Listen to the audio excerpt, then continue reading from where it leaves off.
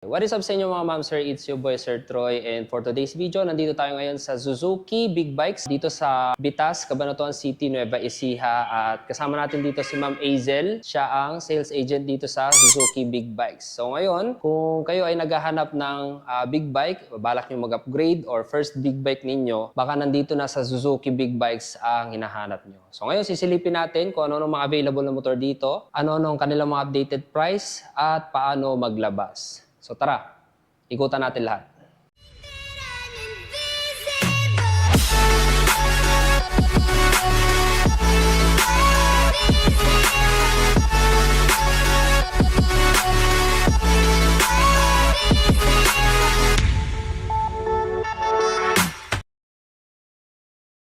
Ang Suzuki Big Bikes po ay nasa second floor ng kanilang mga smaller CC. Malapit lang din ito sa Wiltec Big Bike Complex dito sa Bitas. Meron din silang 4 wheels doon, at sa ibaba ay yung mga smaller CC na motor ng Suzuki. Okay, unang-una, meron tayo ditong V-Strom DE. So ito ay 800cc Adventure Touring. So parang kamukha lang din siya nung 600 or yung 650cc, ano? Pero mas maikli yung visor nito, yung headlight, iba na rin. Sa Bic kasi halos parang magkakamukha sila, no? Pero ito, may pangil ito. Unlike sa mga 1000cc, ganito lang siya. Para siyang duckbill. At yung ating mga DE, yan, parang may pangil sa unahan. Naka-dual sport tire, matangkad yung kanyang profile, naka-gold na mags. At ito, parallel twin engine siya. Hindi siya yung mga V-engine na kagaya ng 650, 1050 XT at yung mga SV650. So ito po ang updated price ni V-Strom 800 DE. 699,000. Meron siyang all-in down payment na 167,585 at monthly installment na 17,978 for 3 years or 36 months. Ayan. Double cylinder siya pero hindi siya V-engine. So meron tayong blue na may black at yellow na may blue. Ganda ng texture ng mga upuan. May V-Strom pa rito, may mga top box bracket na. Okay, so kung may V-Strom DE na 800cc, meron din naman tayong 1000cc. Ito, V-Strom DE 1050. Yan, mas mataas na yung kanyang visor, and then iba na rin yung headlight niya. Ito, signature ng mga high-end na Suzuki Big Bikes yan, like Katana. So actually, dalawa lang pala silang may ganyan na headlight. Si V-Strom at si Katana. So si V-Strom DE 1050 ay may SRP na 899,000, may down payment na 250,763 at monthly installment na 27,591. Tricolor siya, black. Actually, hindi lang pala, no? Black, yellow, blue, at may silver dito sa kanyang tank pad.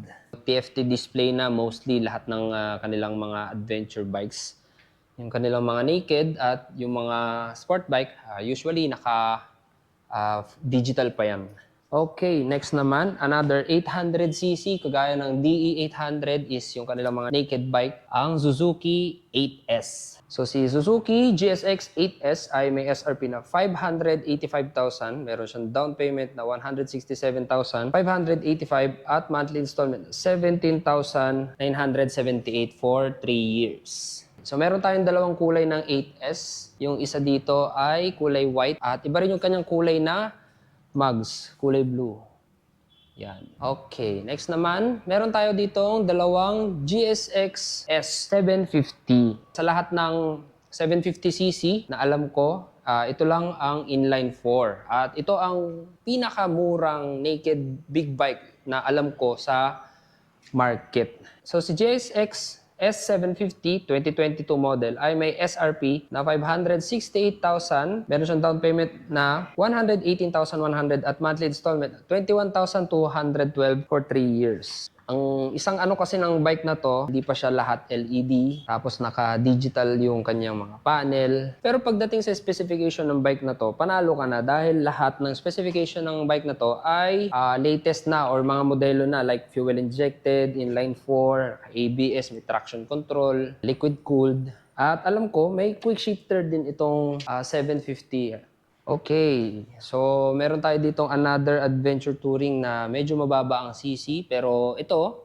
isa sa mga bago ito, no? 2023 ito, ang V-Strom SX 250. So siya ay 250cc na parang may katawan ng XT, 1050 XT. So ito ay cash basis lang at mayroon siyang SRP price na 229,000.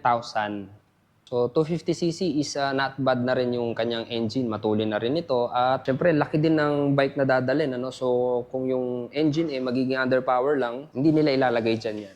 Okay, meron tayo ditong sports bike. So yung mga old model nito is mas kilala as Gixxer. Pero alam ko, phase out na yata yun. So meron tayo ngayon dito is GSX-R. So ito po ay 1,000cc. At ang kanyang SRP ay 1,099,000. So wala siya nakalagay na ano dito, no? Quotation, yung down payment at monthly installment. Ayan. So meron tayong dalawang kulay dito aside sa white. Meron tayong black na may lining ng neon green. So ito po ang kanilang sport bike. Okay, next naman meron tayo ditong 650 na V-Strom. So sa SRP naman ni V-Strom 650 XT 2022 ito, 599,000. May down payment siya na 171,164 at monthly installment na 18,385 for 3 years. Okay, so si V-Strom 650 XT ay may discount na 60,000 since for aging stock. Another V-Strom DE 1050 kulay black at ito isa sa pinapangarap ng karamihan. First time kong makakita nito hindi naman sa personal. First time kong makakita malapitan ng Hayabusa. At ang SRP naman ni Hayabusa ay 1,225,000. Meron siyang down payment na 335,538 at monthly installment na 37,053 for 3 years. Ayan. Kulay black. Another Suzuki V-Strom 1050. At ang pinakahuli sa mga big bike na nakadisplay dito ngayon ay ang Bergman 400. So may SRP po si Bergman 400. 529,000. Meron siyang down payment na 153,070 at monthly installment na 16,988 for 3 years. So ito po ang entry level nila sa big bike scooter. So sana someday maglabas din ng 400cc si Suzuki na sport or naked, ano?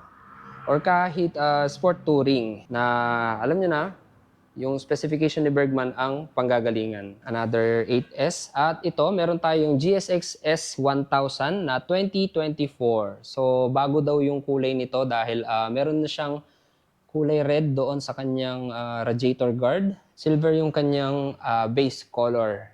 Tapos parang may forged carbon dito sa gilid na to. Ang SRP ni GSX S1000 ay 755,000.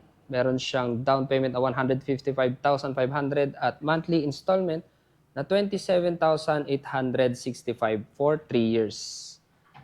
Ayan. At kung kayo naman ay mag-i-installment, ito po ang kanilang mga requirements. Ito po ang contact number ni Ma'am Azel Umali. Meron din siya sa email or Gmail at Facebook page. Ayan, Suzuki Big Bikes Nueva Ecija. So ilalagay ko na lang din yung requirements para sa employed, client with business, at para sa mga seafarer. Okay. Sa kanilang mga freebies, since si Suzuki Big Bikes ay from Wheeltech din yung kanilang mga freebies. No? So yan ang mga available na motor ngayon dito sa Suzuki Big Bikes Nueva Ecija. At kung nagustuhan niyo yung video natin, like, comment, share, and subscribe, and hit the bell notification para updated kayo pag may bago tayong video. So ride safe, and see you on my next one.